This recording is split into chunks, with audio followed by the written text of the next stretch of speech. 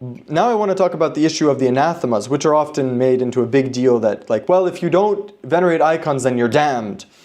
I think there's a bit of context that we have to put these anathemas into. Addressing the significance of the anathemas of ecumenical councils for Christian denominations today is a totally separate issue.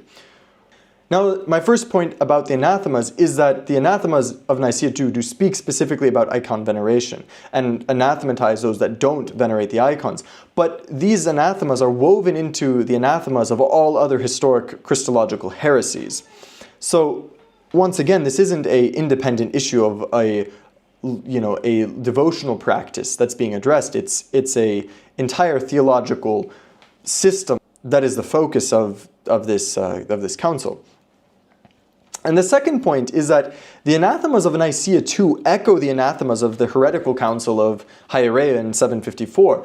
So the intensity against those that reject icons and their veneration could be explained solely by that fact that they're echoing those anathemas, which were just as vehement against those that venerated the icons.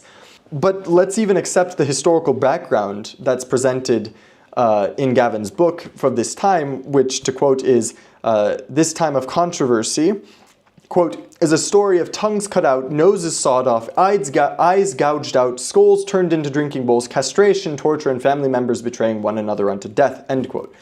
If that's actually the case, then such a vehemence in finally putting an end to the conflict makes much more sense. As a side note to this portion of Gavin's book, I do want to say that I'd like to know what Gavin's sources are for making such a broad, encompassing statement for this time period.